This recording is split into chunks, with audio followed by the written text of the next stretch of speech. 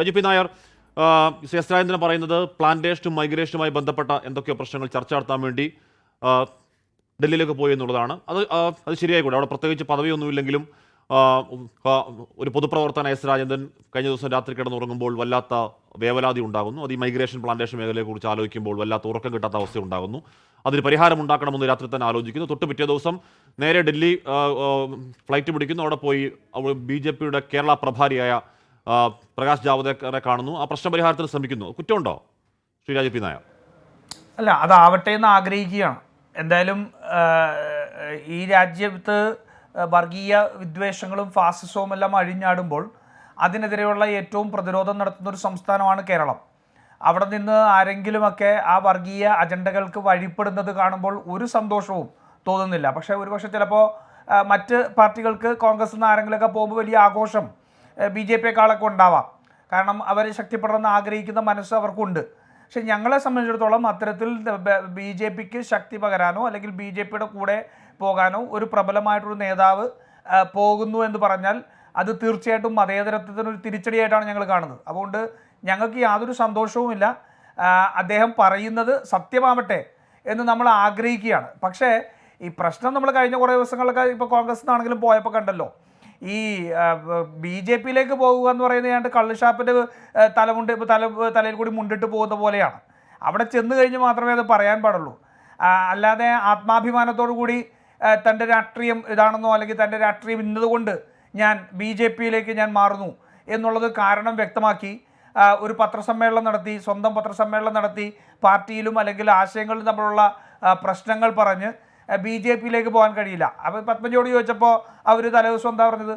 ഞാൻ ഒരു കാരണവശാലും, ഞാനൊരു തമാശ പറഞ്ഞത് ഇങ്ങനെ വ്യാഖ്യാനിക്കപ്പെടും എന്ന് ചിന്തിച്ചില്ല, ഒരു കാരണവശാലും ഞാൻ അത്തരത്തിലൊരു തീരുമാനം എടുക്കില്ല എന്നാണ്. അപ്പോൾ ഈ നമ്മൾ തലയിൽ കൂടി മുണ്ടിട്ട് പോകുമ്പോൾ ചെയ്യുന്ന ഒരു അപമാന ഭാരത്തോടു കൂടിയാണ് BJPയിലേക്ക് പോകുന്നത്. അതീവ രഹസ്യാത്മകമായിട്ടാണ് അദ്ദേഹം പോയത്.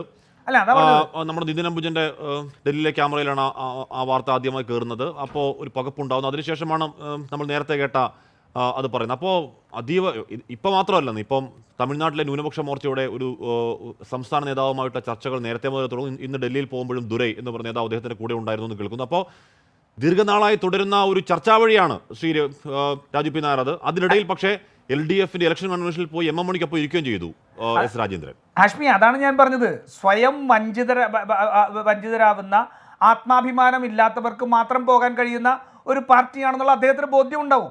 അതുകൊണ്ടാണല്ലോ ഞാൻ ചോദിക്കട്ടെ, നാളെ എൻ്റെ രാഷ്ട്രീയ ഒരു നിലപാട് ഞാൻ പറയുമ്പോൾ അത് കോൺഗ്രസിനകത്താണെന്നാണെങ്കിലും അല്ലെങ്കിൽ മറ്റൊരു കോൺഗ്രസിൽ നിന്ന് മാറിയിട്ടാണെങ്കിലും ഞാനൊരു നിലപാട് പറയുന്ന സാഹചര്യം ഉണ്ടായാലും എന്താ, ഞാൻ പരസ്യമായിട്ട് എനിക്ക് ആ പാർട്ടിയോടോ ആശയത്തോടോ വിയോജിപ്പുണ്ടെങ്കിൽ ആ വിയോജിപ്പ് പറയണം.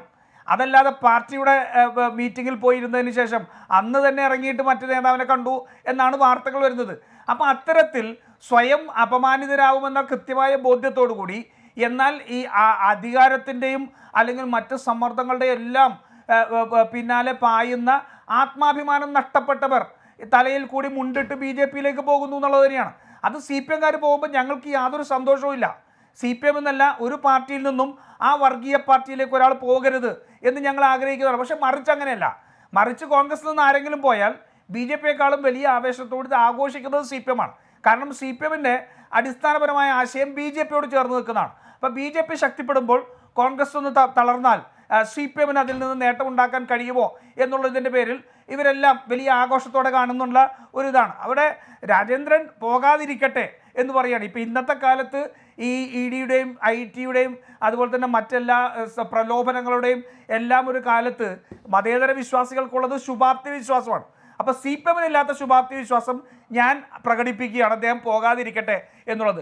പിന്നെ ഒറ്റ കാര്യമുള്ളൂ, ഈ മറ്റുള്ളവരുടെ വീട്ടിലെ കാര്യങ്ങൾ അന്വേഷിച്ച് നടക്കുമ്പോൾ സ്വന്തം വീട്ടിൽ നിന്ന് ആൾക്കാർ ഇറങ്ങിപ്പോകുന്നത് അറിയാതെ പോകരുതെന്ന് മാത്രം എനിക്ക് CPMനോട് പറയാനുള്ളൂ. അപ്പോൾ ഞങ്ങളുടെ ഏതെങ്കിലുമൊക്കെ തീർത്തും അപ്രസക്തരായ അല്ലെങ്കിൽ അവസരങ്ങൾ കിട്ടിയിട്ട് വിജയിക്കാൻ കഴിയാത്ത അസന്തുഷ്ടരാളുകളുടെ ആൾക്കാരൊക്കെ പോകുന്നു നോക്കി CPM നടന്ന സമയത്ത് പുറകിൽ കൂടി സ്വന്തം വീട്ടിൽ നിന്ന് ആൾക്കാർ പോകുന്നത് കാണാതെ പോകരുത്. നിങ്ങൾ BJPയാണ് പ്രതിരോധിക്കേണ്ടത്, കോൺഗ്രസിനെ അല്ല എന്ന് സവിനയം ഞാൻ CPMനൊന്ന് ഓർമ്മിപ്പിക്കുകയാണ്.